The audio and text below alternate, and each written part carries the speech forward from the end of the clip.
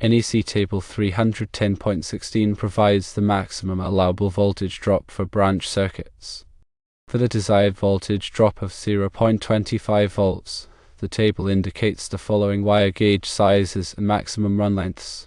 Firstly, for 14 American wire gauge wire at 15 amps, the maximum run length is 82 feet. Secondly, for 12 American wire gauge wire at 20 amps, the maximum run length is 123 feet. Thirdly, for 10 American wire gauge wire at 30 amps, the maximum run length is 184 feet. Fourthly, for 8 American wire gauge wire at 40 amps, the maximum run length is 246 feet. Fifthly, for 6 American wire gauge wire at 55 amps, the maximum run length is 308 feet. NEC Table 310.15b16 further specifies that for branch circuits supplying medical equipment, the voltage drop shall not exceed 5%. For a 120-volt circuit, this equates to a maximum voltage drop of 6 volts. Considering the scenario, the medical ultrasound system draws 14 amps on a 20 amp line, and the neutral to ground voltage is 2 volts alternating current. The distance between the sub-panel and the system is 100 feet. Using the values above, the maximum allowable voltage drop for a 14 American wire gauge wire at 14 amps is 82 feet.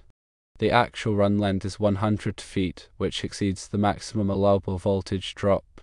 Therefore, it is likely that the use of a 14 American wire gauge wire for a 100-foot run is causing excessive voltage drop and radio frequency interference noise. To resolve this issue, it is recommended to use a larger gauge wire such as 12 American wire gauge or 10 American wire gauge, which will reduce the voltage drop and potentially eliminate the radio frequency interference noise. Understanding voltage drop is crucial in electrical systems, especially those powering sensitive equipment like medical ultrasound systems. Excessive voltage drop can lead to a variety of problems, including reduced equipment performance, overheating, and increased susceptibility to noise and interference. The National Electrical Code, or NEC, provides guidelines to ensure safe and efficient electrical installations, including recommendations for wire sizing to minimize voltage drop. Voltage drop is a decrease in voltage that occurs along a conductor as current flows through it. This drop is due to the resistance of the wire. The longer the wire and the smaller its gauge, the greater the resistance and, consequently, the greater the voltage drop. Several factors influence voltage drop, including, firstly, the length of the wire. Longer wires have higher resistance and thus greater voltage drop. Secondly, the wire gauge. Smaller gauge wires have higher resistance per unit length compared to larger gauge wires. Thirdly, the current flowing through the wire. Higher current results in a greater voltage drop. Fourthly, the type of conductor material. Copper and aluminum are common conductor materials, with copper generally having lower resistance than aluminum for the same gauge. The NEC provides tables, such as 310.16, that specify the allowable ampacities of different wire gauges based on their insulation type and temperature rating. These tables help ensure that wires are not overloaded, which can lead to overheating and potential fire hazards. For sensitive equipment like medical ultrasound systems, maintaining voltage drop within acceptable limits is essential for proper operation and to minimize interference. The NEC recommends limiting voltage drop to no more than 5% for branch circuits serving medical equipment.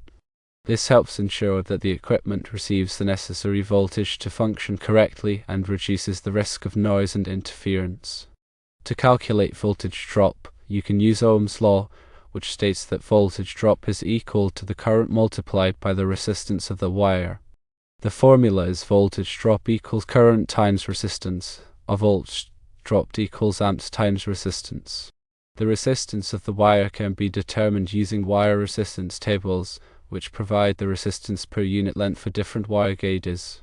For example, the resistance of 14 American wire gauge copper wire is approximately 2.525 ohms per 1,000 feet at 75 degrees Celsius.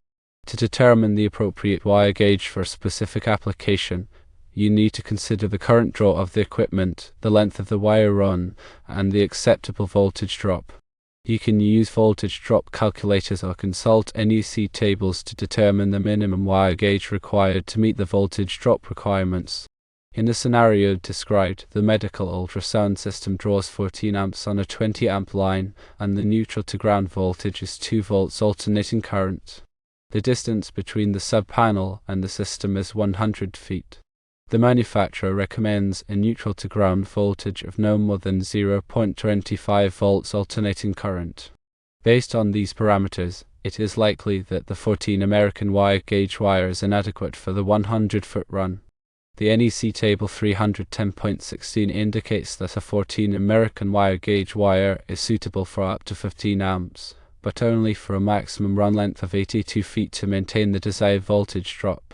To resolve this issue, you can upgrade to a larger gauge wire, such as 12 American wire gauge or 10 American wire gauge. 12 American wire gauge wire is rated for 20 amps and can handle a run length of up to 123 feet while maintaining an acceptable voltage drop. 10 American wire gauge wire is rated for 30 amps and can handle a run length of up to 184 feet.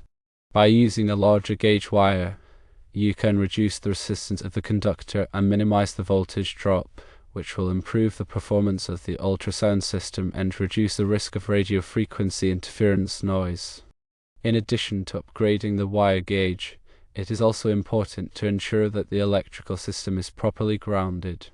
A good ground connection helps to minimize noise and interference and provides a path for fault current to flow back to the source in the event of a short circuit. Check the grounding connections at the sub-panel and the ultrasound system to ensure that they are clean and tight. Proper grounding is essential for the safety and reliable operation of electrical equipment, especially in medical facilities. Radio frequency interference, or RFI, can be a significant problem in medical environments where sensitive equipment is used. RFI can disrupt the operation of medical devices and lead to inaccurate readings or even equipment malfunction. Several factors can contribute to RFI, including poor wiring practices, inadequate grounding, and the presence of nearby sources of electromagnetic radiation. To minimize RFI, it is important to use shielded cables, properly ground all equipment, and keep sensitive equipment away from sources of electromagnetic radiation such as radio transmitters and cell phones. In the case of the ultrasound system, the radio frequency interference noise may be caused by the excessive voltage drop in the wiring. By upgrading the wire gauge and ensuring proper grounding, you can reduce the voltage drop and minimize the radio frequency interference noise. In summary, selecting the correct wire gauge, understanding voltage drop, and ensuring proper grounding are essential for the safe and reliable operation of electrical equipment, especially in medical facilities. By following the guidelines in the NEC and consulting with a qualified electrician, you can ensure that your electrical system meets the necessary requirements and minimizes the risk of problems such as excessive voltage drop and radio frequency interference noise. Remember to always energize the circuit before working on any electrical wiring and to follow all applicable safety precautions. If you are not comfortable working with electricity, consult with a qualified electrician to perform the work. Always prioritize safety when working with electrical systems. Understanding the relationship between wire gauge current and run length is essential for designing and maintaining electrical systems. Choosing the correct wire size ensures that the equipment receives the necessary voltage to function correctly and minimizes the risk of problems such as excessive voltage drop and radio frequency interference noise. In addition to the NEC tables mentioned earlier, there are also online voltage drop calculators that can help you determine the appropriate wire gauge for your specific application. These calculators take into account the wire length, current draw, voltage, and conductor material to calculate the voltage drop and recommend the minimum wire gauge required. When using a voltage drop calculator, be sure to enter the correct values for all of the parameters. Inaccurate values can lead to incorrect results and potentially unsafe wiring practices. It is also important to consider the ambient temperature when selecting wire gauges. The NEC tables specify the allowable ampacities of wires based on their insulation type and temperature rating. If the ambient temperature is higher than the specified temperature rating, the ampacity of the wire may need to be derated to prevent overheating. In addition to wire gauge and voltage drop, it is also important to consider the type of insulation used on the wires. Different insulation types have different temperature ratings and are suitable for different applications. For example, THHN insulation is commonly used for general-purpose wiring, while XHHW insulation is suitable for wet locations. When selecting insulation, be sure to choose one that is appropriate for the environment in which the wires will be installed. Proper wire management is also essential for maintaining a safe and reliable electrical system. Wires should be neatly organized and supported to prevent them from becoming damaged or tangled. Use cable ties or other supports to keep the wires in place. Avoid running wires through sharp edges or in areas where they may be exposed to physical damage. Labeling wires is also important for troubleshooting and maintenance purposes. Use wire labels to identify the circuit number, voltage, and other relevant information. This will make it easier to identify and trace wires when performing maintenance or repairs. Regular inspection and maintenance of electrical systems is essential for preventing problems and ensuring safety. Inspect wires for signs of damage, such as cracks, fraying, or discoloration. Check connections to ensure that they are tight and corrosion-free. Test the voltage at various points in the system to ensure that it is within acceptable limits. If you notice any problems, take corrective action immediately. By following these best practices, you can ensure that your electrical system is safe, reliable, and efficient. Remember to always consult with a qualified electrician if you have any questions or concerns about electrical wiring or safety. Working with electricity can be dangerous, and it is important to take all necessary precautions to prevent accidents and injuries. In the context of medical equipment, such as the ultrasound system mentioned, maintaining a stable and clean power supply is paramount. Voltage fluctuations and noise can negatively impact the performance of the equipment and potentially compromise patient safety. Therefore, it is crucial to address any issues related to voltage drop and radio frequency interference promptly and effectively. In addition to upgrading the wire gauge and ensuring proper grounding, you may also consider using a power conditioner or surge protector to further protect the ultrasound system from voltage fluctuations and noise. A power conditioner helps to regulate the voltage and filter out noise, while a surge protector protects the equipment from voltage spikes. These devices can help to ensure that the ultrasound system receives a clean and stable power supply, which will improve its performance and reliability. Furthermore, it is important to follow the manufacturer's recommendations for power requirements and grounding. The manufacturer may specify certain wire gauges, grounding methods, and power conditioning requirements that are specific to the ultrasound system. Following these recommendations will help to ensure that the equipment operates correctly and safely. In addition to addressing the electrical aspects of the ultrasound system installation, it is also important to consider the physical environment in which the equipment is located. The room should be adequately ventilated and free from excessive dust and humidity. These factors can affect the performance and lifespan of the equipment. Regular cleaning and maintenance of the ultrasound system are also essential for ensuring its proper operation. Follow the manufacturer's instructions for cleaning and maintaining the equipment. This will help to prevent problems and extend the life of the system.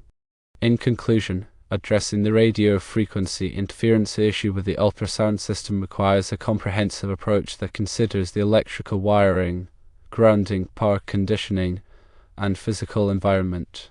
By following the recommendations outlined in this discussion, you can improve the performance and reliability of the ultrasound system and ensure patient safety. Remember to always consult with a qualified electrician or medical equipment technician if you have any questions or concerns about the installation, maintenance, or repair of medical equipment.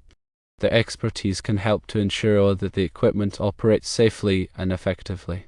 The key takeaway is that proper wire sizing is not just about meeting the current carrying capacity requirements, it's also about minimizing voltage drop, especially when dealing with sensitive medical equipment.